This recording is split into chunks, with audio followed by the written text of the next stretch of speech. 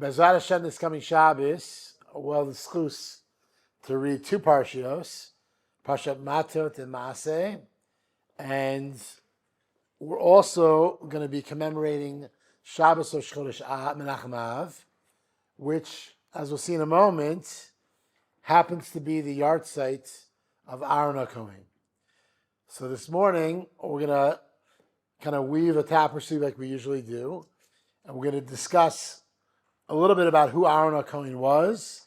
We're going to discuss a little bit about our Sedra in terms of why, even though we're first told of Aaron's passing a few weeks ago in Parshat Chukat, why we're told again in our Sedra this week that Aaron HaCohen passed away, and we're given the specific date of his Petira in our Sedra this week. Okay, so we're going to just jump right in. We're going to begin with the Mishnah we're all very familiar with, the Mishnah in Pirkei Avos. Hillel and Shammai kiblu mehem. Hillel and Shammai received the Masorah from the generation that came before them. Hillel Omer, Hillel taught, Havei mitalmidav shel Aaron. You shall be like the students of Aaron. Ohev shalom v'rodei shalom. You shall love shalom and chase after shalom. Ohev et abriot umikarvan l'Torah. You shall love your fellow human being and bring them close to the Torah. So, if you notice, when I translated the Mishnah, the word shalom I did not translate to peace, because really the word shalom is a double entendre here. The word shalom not only means peace, but the word shalom is one of the names, according to the Zohar HaKadosh, it's one of the names of the Ribono Shalom, one of the names of God. It's a kinoi, it's a way in which we refer to HaKadosh Baruch Hu. And therefore, when we're told to be like the students of Aaron, it's not only that we're peacemakers. What motivates us to be peacemakers? It's our love for HaKadosh Baruch Hu. It's our desire to chase after and be close to the Ribono Shalom in all circumstances, and to bring others closer to his Torah Kedosha. Okay, that's the Mishnah. So that's a beautiful idea, but what does it mean for us? What does it mean that we're meant to be amongst the students of Aaron HaKohen? And we're going to come back to that question. As I mentioned, just quickly in text number 2, if you look at towards the end, we're told this is the Parshat Chukat, as we mentioned a few weeks ago, and we're told Vayamat Aaron Sham Berosh Har, that Aaron passed away. He went up to the mountain and he passed away. And so 3 weeks ago already we're told of the Petira of Aaron HaKohen. So the question is, why in the second of our two Kriyot this coming Shabbos in Parshat Maaseh, we're told once again, in the midst of all the discussion of the Jewish people, all the sojourn, the journeys of the Jewish people for the 40 years that were wandering in the desert, right? Why are we told once again of Aaron's Petira? Let's take a look at those psukim. Vayal Aaron HaKohen El Hor Hahar Al Piash Adonai Vayamat Sham B'Shnat HaRaba'im L'Tzeit B'nei Yisrael Me'eretz Yisrael B'Chodesh HaChamishi B'Echad L'Chodesh. And Aaron went up to the mountain, and he passed away there in the 40th year of their sojourn from Mitzrayim, and he died specifically in the 5th month on the 1st day of the month. Va'aron ben shalosh v'asrim u'ma'at shana b'motel b'harar. And Aaron was 123 years old when he passed away on the mountaintop. Okay, so let me ask you a question. Are we given the dates of the Yortzeit of any of the Avos HaKadoshim? Avram Avinu, okay, Yitzchak Avinu. Do we know their Yortzeit? Are we given the dates of the passing of Moshe Rabbeinu even? The answer is no. So the question is, why is the Torah, number one, not only mention twice the passing of Aaron HaKohen, but also give us the exact date. The exact date. Rosh Chodesh Av, he passed away. And also, why is that date only mentioned here in the second time that his passing is mentioned? And why is it only mentioned here in the midst of Parshat Maaseh, which is describing the sojourn, the journeys of the Jewish people? Okay, we're going to come back to those questions. In order to begin to answer all these questions, What does it mean to be Aaron's Talmid? Why does the Torah mention the exact date of his Yortzeit and not anyone else's? Why does the Torah mention his passing twice? Why is the date of his Yortzeit given in the second mention of his passing and not in the first mention? We're gonna, please God, answer all these questions. And as we know, this course is called Modern Masters. We're going to hear from 4 or 5 different modern masters today to begin to address these questions. We're going to begin with Rabbi Avram Shor. Rabbi Avram Shor and his beautiful sefer HaLekach VaLivuv. This is the volume of HaLekach VaLivuv on Pirkei Avot, and Rabbi Avram Shor says the following words: Matzinu b'Chazal shaychut bein Avram Avinu li'Aaron HaKohen. Our Chazal, thank you, man. Our Chazal see a connection between Avram Avinu and Aaron HaKohen. B'shneim Ketiv, regarding both of them, it's written in the Mishnah and Pirkei Avos, Inyan Shel Tamidav, that we should what? Strive to be their students. Doesn't say this about Moshe Rabbeinu, by the way. We're not told to be the students of Moshe Rabbeinu. Our Chazal use that language, be of the students of Avram Avinu and like the students of Aaron HaKohen. Okay? So the question is why? And he says, Ukvar Hayar B'zeh B'Sifrei HaKodesh Tiferet Shlomo. We learned this idea already. It's already brought and cited by the Rebbe of Radomsk. Okay, in the beautiful Sefer Tiferet Shlomo, the Rebbe of Radomsk was a late 19th century, early 20th century Hasidic master, and he says the following: V'nir kishnehem shayachim zelazeh. The reason why we're told to be like the students of Avraham as well as be like the students of Aaron is really both Aaron and Avraham are connected one to the other. Their legacies are very similar. And he's going to explain this as follows. Ki midato she'Avraham Avinu haya lefarsem Shem Hashem. Because what is Avraham famous for? He was the first kiruv worker. He went out and he spread the name of God, taught the world about belief in HaKadosh Baruch Hu. Okay? And brought others to begin to have a relationship, to come close to Hashem.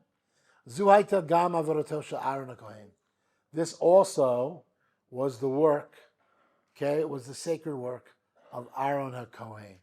Okay?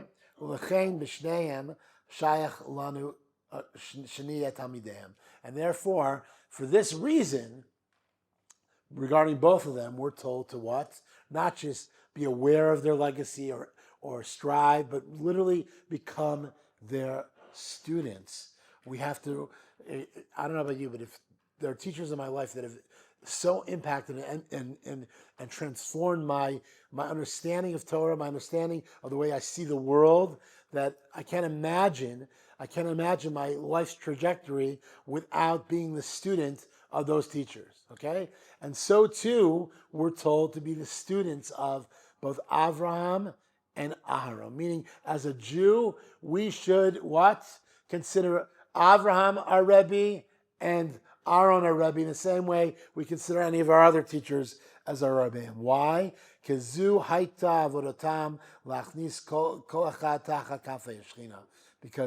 their work was what?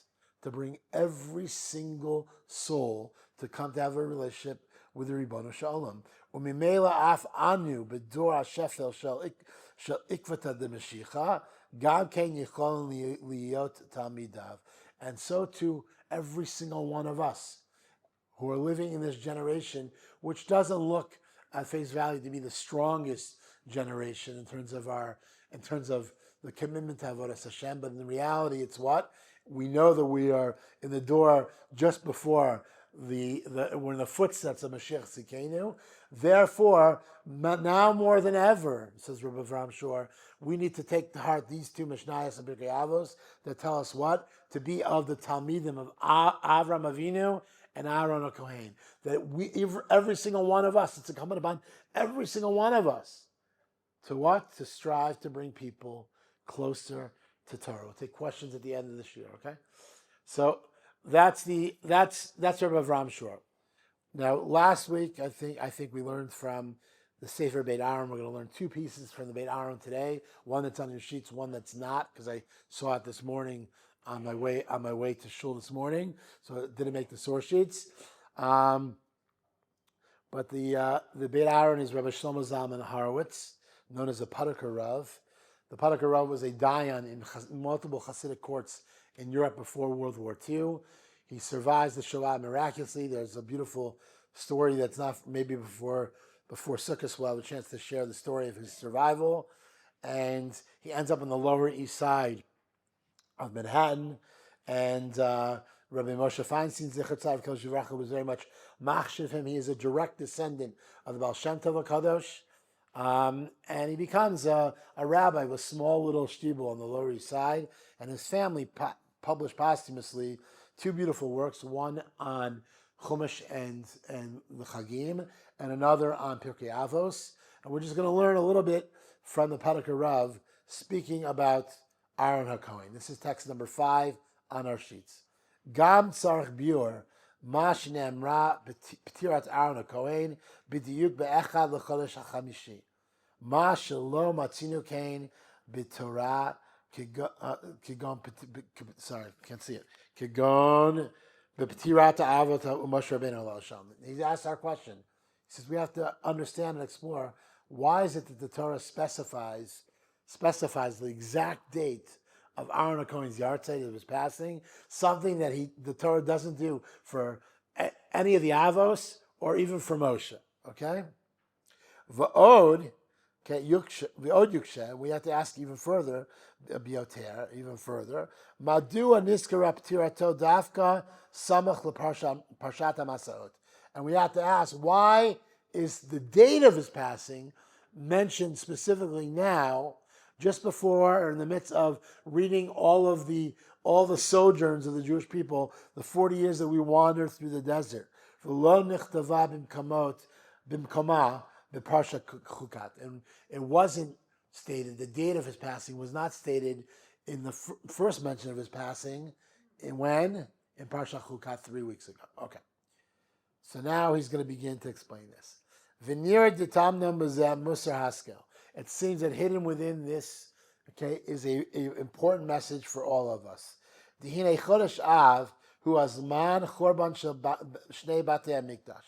know that the month of Av is the time which we recall the destruction of both Batei HaMikdash, both temples. The Sibata Chorban, Amar Chazal, and our Chazal teach us that the reason why the temple was destroyed, Shea Ibor Sinat Chinam, is the result of what? Unwarranted hatred. V'nei Aaron HaKohen haya semel hashalom. And Aaron HaKohen is what? He's the penultimate example of what? Shalom, of peacefulness, of unity. Ohev shalom v'rodei shalom. He's someone who loved peace and sought after peace. Ohev et habriot u'mekarvan l'Torah. He loved every single person and he strove to bring them closer to Torah. And through his deeds, he was able to what? To fix when he was alive, through his deeds, in his lifetime, he was able to fix any mitziyut, any spark of unwarranted rivalry and hatred amongst the Jewish people. Okay, and this is why Hashem destined that Aaron HaKohen would pass away on Rosh Chodesh Av. She'im came ba Chorban b'Chodesh Av. If it's true that the Chorban came during Chodesh Av, okay, Yad shnistalku me'itanu midotav she'Aaron Kahana Rabbah. It means what? It's a sign. It's a result of what? The fact that Aaron's presence and everything he taught us, it represented as the Kohen Gadol, okay, was taken from us. And therefore, without Aaron's leadership and presence, the Jewish people became susceptible to what? To Sinat Chinam. Aaron was such a powerful personality in terms of being a uniting force, being a unifier, bringing people closer to one another, bringing people closer to Torah, that when he was alive, the Jewish people were protected from any disunity and rupture. But once he leaves the world, we become susceptible. Okay. And therefore, v'nikar b'Yisrael inyan p'tirato shel Aaron HaKohen she'enam hochim b'darachav. And therefore, the Jewish people are reminded of the passing of Aaron and reminded who Aaron is and was and what he represented, because what, sadly, the subsequent generations no longer were following in his ways. So it's a remez for the future generations that, we need to be careful. We're going to be susceptible. Without Aaron's presence, okay, if we forget about who Aaron was, if we're not reminded of who he was, then sadly we're going to be susceptible to our own worst midot. Okay. If this is all true, if this is all true, says the Parakarav, then that's why his passing and the date of his passing is mentioned specifically here in the midst of all the sojourns of the Jewish people. Samel HaGalut. It's a sign of what? Galut, of our dispersion. Kizesh azavnu drachav darchet shalom, because we rejected his ways, the ways of peace. V'zeh gorem lanu masiotenu b'chol hagaliut, and that's what caused ultimately what? Us to experience all the various galiot that we have experienced as a people. What has caused the Jewish people to be suffering for all these years, to be in the diaspora, to be in galus? It's what? Our inability to maintain the standards of Aaron HaKohen, to live up to the legacy of Aaron HaKohen. Okay, and therefore, v'tzrichen lizkor yom p'tirato litarer al chet sibat hagalut b'chodesh av u'lataken sinat chinam shebenenu. And therefore, the Torah, HaKadosh Baruch Hu, places in his Torah a reminder for all of us, okay, of the significance of this time of Chodesh Av. It's no coincidence that Aaron HaKohen leaves this world on Rosh Chodesh Av, because it's a reminder for all subsequent generations what has caused us to experience Galut. What has caused us to experience Galut? It's the lack of living up to that expectation of being of the students of Aaron HaKohen.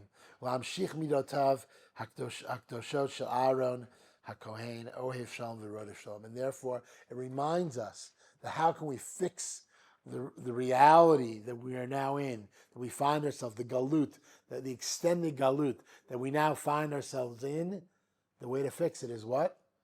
To be reminded that we're meant to follow the ways of Aaron HaKohen. And if we can live up to his standards of bringing others closer to one another and to Hashem, then maybe, just maybe, we can turn things around. Okay, so that's a Parakarav. We're now going to learn from the Avodas Elazar of Kajnitz. If you turn your page, text number 6, L'chaim. The Avodas Elazar of Kajnitz, of course, is the great-great-great-grandson of the Kajnitz Magid, also known as the Avodas Yisrael of Kajnitz. And he came in Aliyah in the 1920s. He's one of 3 Hasidic masters that are involved in forming trying to form a Hasidic farming enclave known as Kfar Hasidim, which still exists today, not as a Hasidic farming enclave, near Haifa. And it's a very fascinating story, the story of Kfar Hasidim. It obviously didn't succeed as a Hasidic farming enclave. The goal of these Rebbeim was that we'd bring Hasidim here and they'd be able to live off the land, that they become farmers. We return to the agrarian society that was at the time of the Chumash and of our Chazal, that they be able to keep all the mitzvos hatulos ba'aretz. And of course, sadly, they brought a bunch of Hasidim who were yeshiva bachrim that didn't really have a lot of knowledge in terms of how to succeed in farming, and the enterprise did not succeed. There was an outbreak of malaria. Many people died. And ultimately, the Poalei Mizrahi have to come and rescue the community. They step in. They save the Yeshuv. And it exists today as still by the name of Kfar Hasidim, even though there are very few Hasidim that live there today. And At any rate, so the Avodas Elazar ends up moving to Tel Aviv, where he spends the rest of his life. He's actually buried here in the cemetery in Sanhedria. You can actually go visit his kever. It's just a few meters away from the Kvarim of Rabbi Aryeh Levine and Rabbi Vadia Yosef. There, anyways. We're going to learn a little bit of his Torah on our Sedra as well. This is text number 6, and he says, "Hine parsha zu sheba kori anu al ptirato shel Aaron HaKohen kriyata chalat tamid b'samach liyom aptira dahainu rosh chodesh av v'alo davarhu." He says we always read this parsha, which includes the story of Aaron HaKohen passing and the date of Aaron HaKohen's passing. We always read it close to Rosh or before Rosh Chodesh Av. In this case, we're reading it on Rosh Chodesh Av this Shabbos. And of course, this is no coincidence, he says. V'yeshav levayar, and we have to explain, she'amnam kayan kesher pnimi ben yamim elu leven kriyat parsha zu. Obviously, there's a interconnection, okay, between these days and the reading of this parsha. Ki hare amru chazal, as our sages have taught us, Shabbat sheni charav al sinat chinam. The second temple was destroyed because of unwarranted hatred. V'chein amar chazal, gadol ha-shalom, great is shalom. She'afila ovdim avodah zara, v'yesh shalom b'neihem, hakaviyachol ein shchina yichola lingoa ba. Even if people are involved in idolatry, if they are kind to one another, there's unity, they're nice to one another, then what? The Chazal tell us that Hashem will have compassion on us, even if what? We're engaged in Avodah Zarah, which is a pretty powerful statement. That's how important Achdus and unity is. That even if we're doing other horrendous Isurei Torah, Isurim that are bein Adam l'makom, okay? As long as there's Shalom bein Adam l'chavero, then Hashem will have Rachmanut on us. Okay. Ubir advarimu. And the explanation or the understanding of these words is as follows. She'umale shechatu Yisrael beven Adam l'chavero. If the Jewish people, okay, as long as they don't sin towards their fellow, lo hayag golim min haaretz. Okay, had they not sinned against their fellow Jew, they would not have been what? Sent into galut. Okay, va'afapi shahayu lahem avonot sheben adam l'makom. And even though they had transgressions between them and God, mikol makom al zeh hayu mekablim ha'onesh bimkomam. If they were just guilty of what? Of sinning against God, so Hashem would punish them where in their place, where they are. Velo hayu golim. And they would not be sent to Galut. Think about this, by the way. Even if Chas Shalom, someone accidentally kills someone, they're guilty of manslaughter, and they're worried, therefore, that what? That the family of the person that they accidentally killed might seek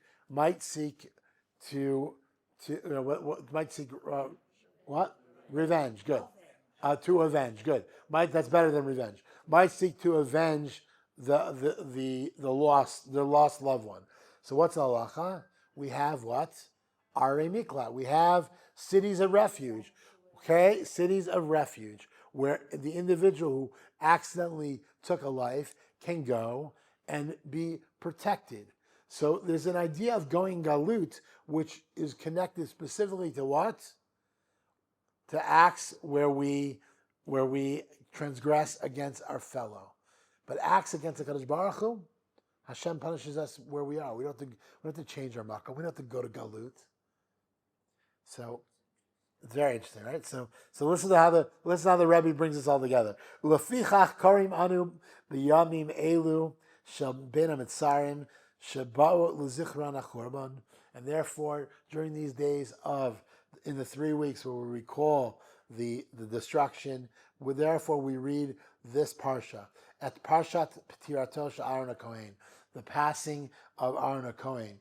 Sheyom HaZicharon Chal b'yamim elu, because his Yortzeit falls in these days. Kadesh nashiv el libenu, in order to return to our hearts, and midotav shel Aaron HaKohen, okay, the ways, and remind us of the ways of Aaron HaKohen, shehaya oev sham v'rodei sham, because he loved peace and he sought after peace. And if we can be like Aaron, then we'll merit to what? To fix the transgression of sinat chinam, of unwarranted hatred. And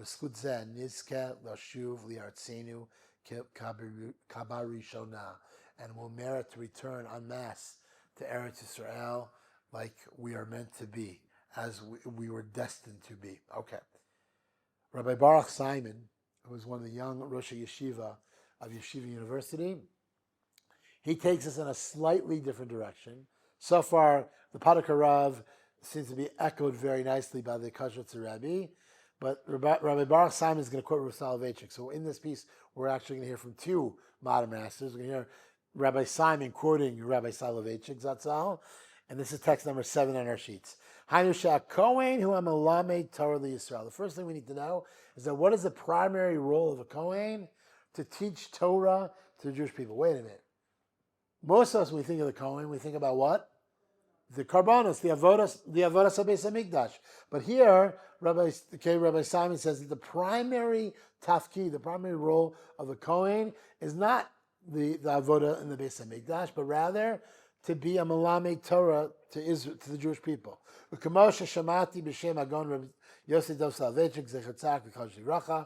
I learned in the name of Rabbi Soloveitchik Zatzal, she'ikar tafkido shel Kohen hu lilamed Torah. The essential role of the Kohen, said Rabbi Soloveitchik, was to teach Torah. Sha'arei avodato b'mikdash lefi seder hamishmarot lo hayta ela l'meshech shnei shavuot be'erech. Because every Kohen had a turn, right, that they had to do. There was a rotation, okay, of when the Kohanim would work in the Beis HaMikdash. And on average, he says, approximately every one of those turns was approximately 2 weeks total throughout the entire year. Ubishari Mos Hashana, and the rest of the year, lo haya lo rak et tafkid shel Torah yivakshin v'pihu.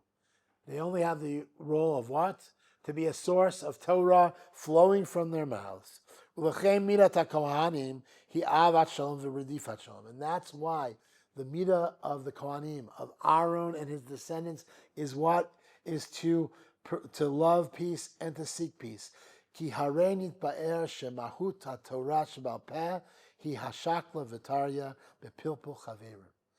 the reality in which Torah is transmitted, the Torah Sheba'al Peh is transmitted from generation to generation, is what? Through our sitting together as friends, either in a shir, a chabura like this, or sitting as chavrusos, and sharing and discussing and delving in together.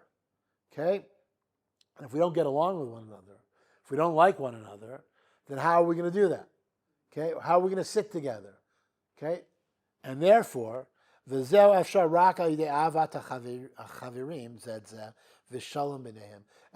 the only way that we can succeed at this is what? Is if there's love and respect between the friends, okay, and unity and peace amongst them. Ulechein, and therefore, says Rabbi Simon, based on this beautiful idea that Rabbi Soloveitchik introduced, Ulechein hazkira Torah tarich mitato shel Aaron. And that's why the Torah mentions the exact date of Aaron's passing, Dafka b'parsha zu, ha'oseket b'maaseh b'nei Yisrael shehem ha'galiyut. And as we said earlier, that it's Dafka mentioned now and here because it's going to be, it's in the midst of the discussion of the Jewish people being extended in their galus, right? L'orot shirak ha'yidei hibonenu b'sibat ha'galut.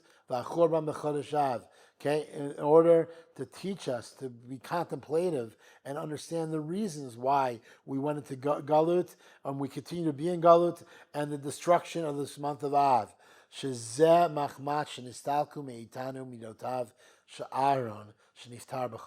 because the midot of Aaron were taken from us. Aaron's presence and teaching and leadership was taken from us because he passed during this month. Ahavat shalom rudifat shalom, to love peace and to seek peace. Nuchal zakot l'torah shebal peh hadoreshet dibuk upilpul chaverim. What is it that enables us to succeed in limud Torah shebal peh? It's dependent on what? On the unity that we feel, on the warmth and clinging we have, and the capacity to discuss with one another. And if we don't love one another, then we can't truly learn Torah. And this, therefore, should strengthen us and give us life during this long, bitter galut. And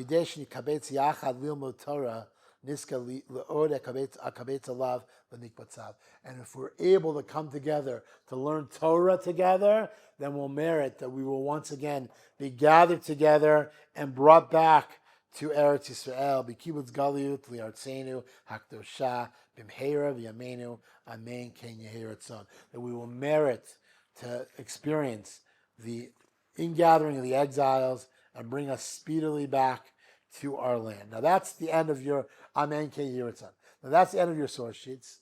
And this morning, on my way to shul this morning, I actually saw one last idea that I want to share with you that's not on your source sheets. So the very next pasuk, after the pasuk in our center that gives us the passing of Aaron and the date of his Yortzeit, are these words: Vayishma Knani melech Arad, v'hu yeshev b'negev be'eretz Canaan, b'vo b'nei Yisrael. And the king of the Canaanite king, who was sitting in the Negev in Eretz Canaan, he heard of that which transpired for the Jewish people. Now, it happens to be that Chazal teach us that this Melech Kanani was none other than what? Amalek. Okay, he has an alias.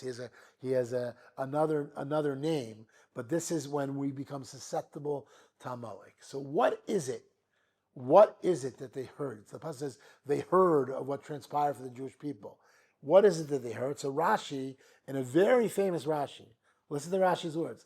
Ulamdech shemitat Aaron hi hashamua. What is it that they heard?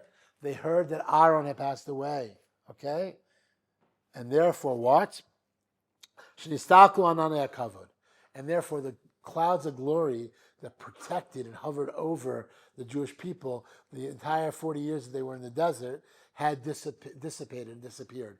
And therefore they were susceptible. They could be attacked. Okay? And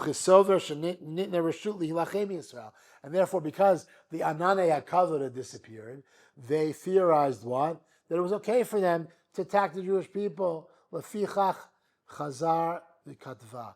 And therefore, that's why the passing of Aaron is mentioned once again here. So what is Rashi telling us? What is Rashi teaching us? We all know there's a famous Chazal, there's a famous Gemara, when it talks about the mitzvah of yeshiva b'sukkah, of sitting in a sukkah. What are the two reasons that are given for what a sukkah is meant to represent? What are the two things that a sukkah is meant to represent? One opinion is that it's actually the sukkot, that in the desert, right, ragal my fish, that in the desert, one sheet is that in the desert, we actually lived in portable huts, and therefore our sukkot represent those sukkot, those portable huts that we lived in during the desert. And what's the other daya? That it represents the Ananei HaKavod, that's sitting underneath our schach and looking up to the sky is meant to remind us of the clouds of glory that protected us the entire 40 years. And the Chazal teach us that it's through the merit of Aaron HaKohen that we were able to experience that protection of the Ananei HaKavod. So what exactly does that mean? And just to bring this all together, we're going to return back to Rabbi Shlomo Zalman Horowitz. Unfortunately, I'm sorry it's not on your sheets because I literally photocopied this as I was walking out the door to shul this morning.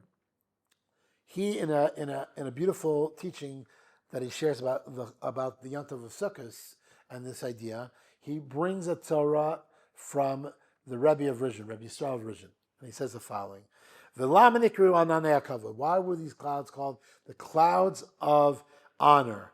V'heshila Rabbi Akadosh Rizhin Yadua B'teva. We know that in nature, Shnei Anashim Sheyesh B'neihem Ava Amitit, two people who are really close to one another and they really love one another, and when they speak to each other, they speak closely to one another. As ha'edim hayotzim mipiyam yitachtu v'yitchabru yachad.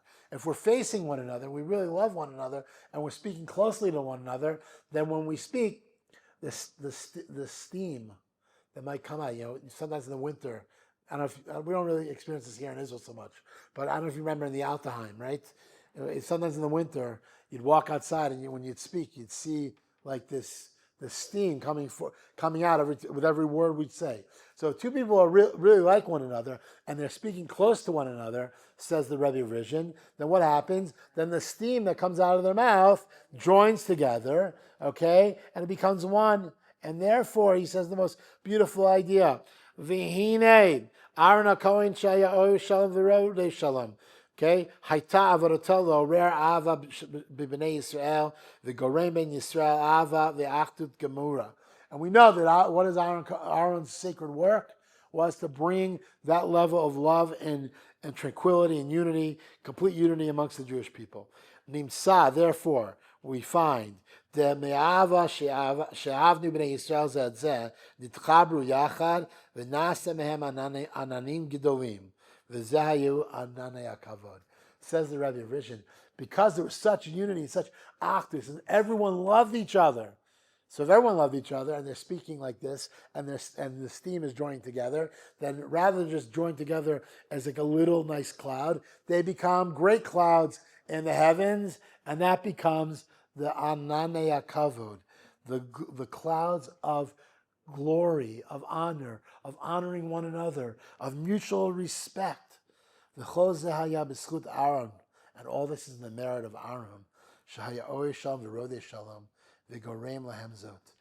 all in the merit of Aaron, who taught them the ways to pursue peace and to love peace, and caused all this.